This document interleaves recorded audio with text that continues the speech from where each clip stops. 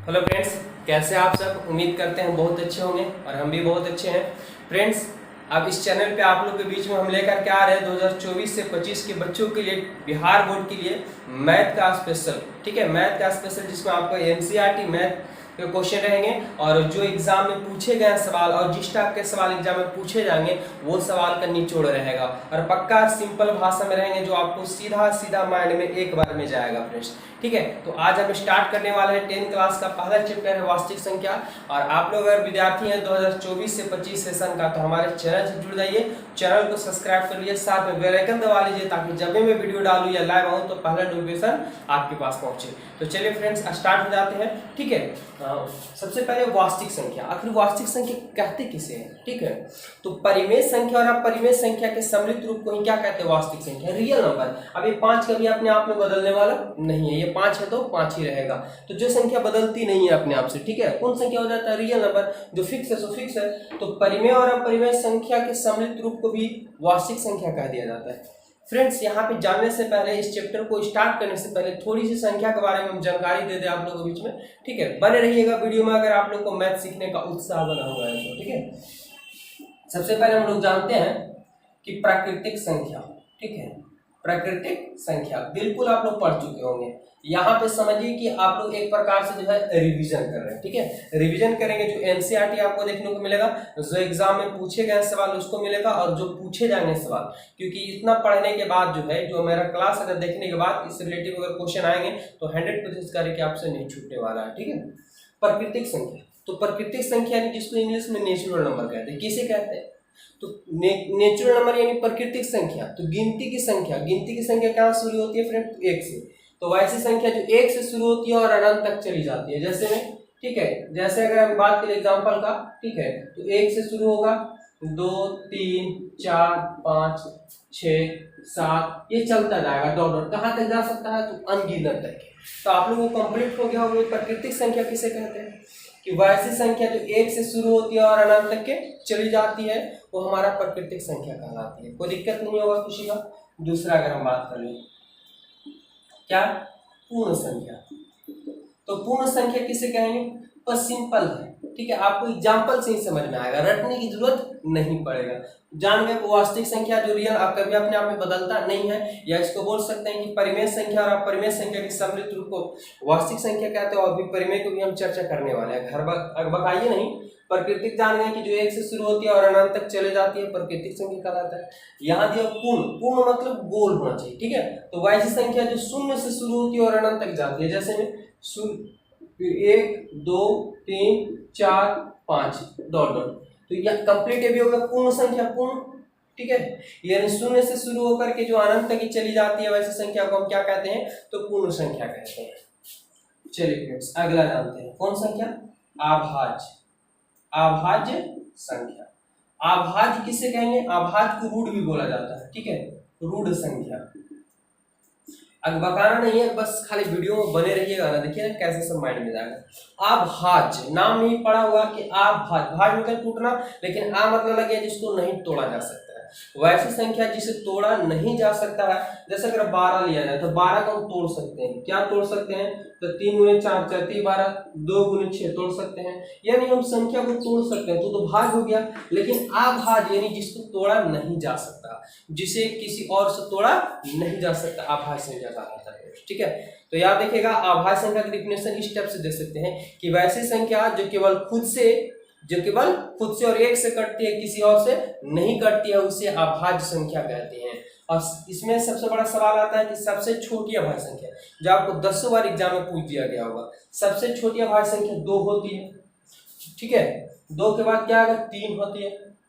3 के बाद 5, 5 के बाद 7, क्योंकि ये वैसी संख्या जिसको द्वारा तोड़ा नहीं जा सकता। 7 के बाद 9 नहीं होगा, क्योंकि 9 3 से टूट जाता है। ठीक है, तो क्या होगा? 11 होगा। 11 के बाद 13 होगा। 13 के बाद 15 नहीं होगा। क्यों? क्योंकि 15 5 से भी टूट जाता है और 3 से भी टूट जाता है। हम लोग क्या पढ़े? अभाज्य यानी जिसको वैसी संख्या जो केवल खुद से कटती हो और 1 से कटती हो, उसके अलावा किसी से नहीं कटता हो। ठीक है, तो आप उसे क्या कहते हैं? अभाज्य संख्या। तो क्या रहेगा? 17 हो जाएगा, 19 हो जाएगा और 21 भी नहीं होगा, 23 होगा। इसी प्रकार से आगे चलता जाएगा। कंप्लीट है फ्रेंड। चलिए आगे बढ़ते हैं। अब देखेंगे अगला हम जानते हैं अभाज्य संख्या हो गया, जो इंपॉर्टेंट है सिर्फ वही। अब यहाँ पे ऋणात्मक आएंगे, सम विषम बहुत से आएंगे, लेकिन हम उतना को चर्चा नहीं करेंगे क्योंकि आपके पास जून समाप्त होने वाला है, यानी जून चल रहा है, ठीक है, 5 मंथ गुजर चुका है, कुछ समय बचा हुआ, तो इतने समय में पूरा तैयारी करना है। तो ज्यादा इंपॉर्टेंट है कि आपको जो सवाल एग्जाम में आएंगे वही सीधा क्यों ना पढ़ा जाए। अच्छा, हम लोग जानते हैं सम संख्या, तो आप लोग सबको जानते होंगे, ठीक है, इसके बारे में आपको उतना बताने की जरूरत नहीं है, बच्चे से ही पढ़ रहे होंगे। सम संख्या वही संख्या जिसे 2 से भाग देने पे पूरा पूरी क्या हो जाता हो, कट जाता हो, सम कहलाता है। जैसे में 2 4 6 8 10, ये 2 से भाग देने पे पूरा पूरी क्या हो जाएंगे, कट जाएगा। तो इसी का हो जाता है क्या है, वो विषम हो जाता है, ठीक है। तो ऐसी संख्या जो जिसे 2 से भाग देने पर पूरा पूरी नहीं कटता हो, विषम संख्या कहलाता है। जैसे में तो 1 हो गया, 3 हो गया, 5 हो गया, 7 हो गया, 9 हो गया, 2 से भाग देने में पूरा पूरी ये नहीं कटता है, ठीक है ना। चलिए फ्रेंड, अब आ गया मेन पॉइंट यहाँ पे जिसकी हम चर्चा कर रहे हैं। कौन संख्या, तो परिमेय संख्या। और ये परिमेय संख्या जो है फ्रेंड्स, यहाँ पे सबसे ज्यादा इससे ऑब्जेक्टिव 1 2 देखने को मिल जाएगा, और ऑब्जेक्टिव यहाँ से 1 2 देखने को मिल जाएगा, ठीक है ना। वह दी खास है, जरा ध्यान से दीजिएगा। परिमेय संख्या, तो परिमेय संख्या वैसी संख्या जिसे p बटा q के रूप में लिखा जाता है, ठीक है, जिसे p बटा q के रूप में लिखा जा सकता हो, और जहाँ q बराबर नॉट इक्वल 0 यानी बटा में 0 नहीं होना चाहिए। अब हम एग्जाम्पल की बात करें तो कैसे, ये तो विद्यार्थी रट्टा मार लेते हैं कि वैसी संख्या जिसे p बटा q के रूप में लिखा जाता हो परिमेय कहलाता है, लेकिन आखिर है कौन परिमेय संख्या। फ्रेंड्स घबराइए नहीं, सीधा बैठ जाएगा। देखिए, जैसे अगर हम 5 लिखते हैं तो 5 भी एक वास्तविक संख्या के अंतर्गत आ जाता है, और इससे भी अगर छाटेंगे तो ये परिमेय संख्या के अंदर आ जाता है। क्यों, क्योंकि p बटा q है। यहाँ तो कहे कि अच्छा ऊपर तो p के रूप में, लेकिन नीचे तो कुछ नहीं विद्यार्थी, कुछ नहीं, तो आप कुछ नहीं तो 1 लिख सकते हैं। तो ये ऊपर में p है, नीचे में p बटा q के रूप में हो गया, तो ये 5 कौन संख्या हो गया, परिमेय संख्या हो गया। 6 बटा 3 या 6 बटा 5 ये p बटा q के रूप में हो गया। 1 बटा 2 5 बटा 7, यानी जो भी संख्या बट्टा में, जो भी संख्या क्या हो, बट्टा में हो, परिमेय संख्या कहलाता है। लेकिन फ्रेंड्स यहाँ पे बात समझने वाले है कि आपको ये नहीं देगा एग्जाम में कि 6 बटा 5 कौन संख्या, ये तो आप जान रहे हैं। आपको क्या करेगा, थोड़ा सा भुचड़ाने का प्रयास करेगा, देखेगा कि क्या इसके पास माइंड है कि नहीं है, दिमाग लगाएगा, ठीक है। तो एग्जामिनर दे देगा कि √16 कौन संख्या है, ऐसे दे देगा, ठीक है। तो घबराइएगा नहीं, क्योंकि सीख के जाइएगा यहाँ से, ठीक है। अब 16 लिखा है, तो 16 को हम क्या लिख सकते हैं, 16 को हम लिख सकते हैं 4, वर्गमूल होता है 4 के नीचे कितना लिख सकते हैं 1, ये कौन संख्या हो गया, ये परिमेय संख्या हो गया। तो यहाँ रूट में था, लेकिन अगर वर्गमूल निकल जाता हो, रूट में हो लेकिन संख्या का वर्गमूल निकल जाता तो वो परिमेय संख्या कहलाएगा। अब इसमें दे देगा √5, तो √5 का तो वर्गमूल होता नहीं है, तो होता अपरिमेय में। तो फ्रेंड्स आप लोगों को समझ में आ गया होगा कि जो नॉर्मल संख्या होते हैं 100, और जो बट्टा में होते हैं 100, या जो रूट में हो उसका वर्गमूल निकलता हो 100, कौन संख्या होता है, तो परिमेय संख्या होता है। कंप्लीट है। चलिए फ्रेंड्स, बहुत अच्छा, कमेंट करके जरूर बताइएगा कि आप लोगों को कैसा लग रहा है वीडियो, ठीक है। परिमेय संख्या। अब इसकी बात करें कि वैसी संख्या जो रूट में हो, वैसी संख्या जो रूट में हो लेकिन उसका वर्गमूल नहीं निकलता वह परिमेय कहलाता है। बस वैसी संख्या जो रूट में हो और वर्गमूल नहीं निकलता, वर्गमूल नहीं निकलता, ठीक है। जैसे अगर हम बात करें, जैसे √5 आ गया, √7 आ गया, √11 बटा 4 आ गया, ठीक है, 9 बटा √7 आ गया। तो ये वैसी संख्या है जो रूट में है लेकिन इसका पूरा पूरी वर्गमूल नहीं निकल रहा, तो ये सभी संख्या क्या हो जाएंगे, अपरिमेय संख्या हो जाएंगे, सॉरी हाँ परिमेय संख्या। तो फ्रेंड्स ये संख्या से रिलेटेड इतना ही आपको टॉपिक पढ़ने हैं, ठीक है। इसमें आता है पूर्णांक संख्या, ऋणात्मक संख्या, तो ये सब की जरूरत नहीं पड़ेगा, ठीक है। आपको इतनी की जरूरत पड़ेगा जिसमें आपको ऑब्जेक्टिव यहाँ से 2-3 नंबर यहाँ से ऑब्जेक्टिव होंगे, और 2-3 नंबर यहाँ से ऑब्जेक्टिव कंप्लीट हो जाएंगे, यानी 4 नंबर खाली ऑब्जेक्टिव से आपको मिल जाएगा इस वीडियो में, ठीक है। अब फिर से एक बार हम रिपीट कर लेते हैं, ठीक है, ताकि आपको दिक्कत ना हो।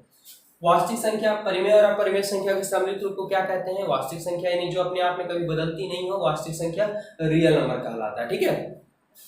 प्राकृतिक संख्या, तो वैसी संख्या अगर लिखना चाहते तो हम बोल रहे हैं आपको लिख सकते हैं, ठीक है। वैसी संख्या जो 1 से शुरू होती है और अनंत तक के चली जाती है, यानी गिनती की संख्या को प्राकृतिक संख्या कहते हैं। दूसरा पूर्ण संख्या, तो वैसी संख्या जो 0 से शुरू होती है और अनंत तक चली जाती है वो क्या कहलाता है, हमारा पूर्ण संख्या कहलाता है, ठीक है फ्रेंड्स। अगला अभाज्य संख्या या रूढ़ संख्या, तो वैसी संख्या जो केवल खुद से कटती हो, या और एक से कटती हो, इसके अलावा किसी और से नहीं कटती हो, वह क्या कहलाता है हमारा, तो हमारा अभाज्य संख्या। इसको रटने की जरूरत नहीं है फ्रेंड्स। जैसे अगर हम लोग तोड़ते हैं, ठीक है, अगर हम लोग तोड़ देते हैं, जैसे 40 को तोड़ते हैं तो 200 तोड़ेंगे, ठीक है, तो 200 तोड़ेंगे 20, फिर 200 तोड़ेंगे 10, फिर 200 तोड़ेंगे 5। तो फ्रेंड्स जो टूटता है ना इस रूप में, तो ये अभाज्य के रूप में ही टूटता है। इसके बाद इसको फिर दोबारा खंडित नहीं किया जा सकता। तो घबराने की जरूरत नहीं है, आपको ये समझ जाना कि अभाज्य यानी जिसको भाग नहीं किया जा सकता, जिसको तोड़ा नहीं जा सकता।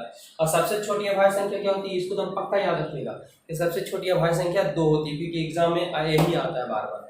अगला सम संख्या, जिसे 2 से भाग देने में पूरा पूरी कट जाता हो, सम संख्या कहलाता है। विषम, जिसमें 2 से भाग देने में पूरा पूरी नहीं करता हो। अगला परिमेय, तो वैसी संख्या जिसे p बटा q के रूप में लिखा जाता हो, या वैसी संख्या जो नॉर्मल सिंपल हो, बट्टा में हो या रूट में हो, लेकिन उसका वर्गमूल निकल जाता हो, परिमेय संख्या कहलाता है। ठीक है। अगला अपरिमेय, तो वैसी संख्या जो रूट में हो लेकिन पूरा पूरी उसका वर्गमूल नहीं निकलता हो, तो वैसी संख्या हमारा क्या कहलाता है, अपरिमेय संख्या कहलाता है। तो फ्रेंड्स ये परिमेय अपरिमेय से रिलेटिव आपको 4 नंबर कंप्लीट हो गए। और देखिए अगला वीडियो में परिमेय अपरिमेय से जो क्वेश्चन आएंगे वो चुटकियों में क्लियर कराएंगे। अब इससे रिलेटिव हम लसा और मसा भाग एल्गोरिथम है ना, भाग एल्गोरिथम विधि से चैप्टर में दिया हुआ पूछ दिया जाता है हर साल, तो उस अगले वीडियो में हम क्लियर करेंगे। तब तक के लिए सभी को जय हिंद। चैनल पहली बार जुड़े थे, चैनल को सब्सक्राइब कीजिए। धन्यवाद।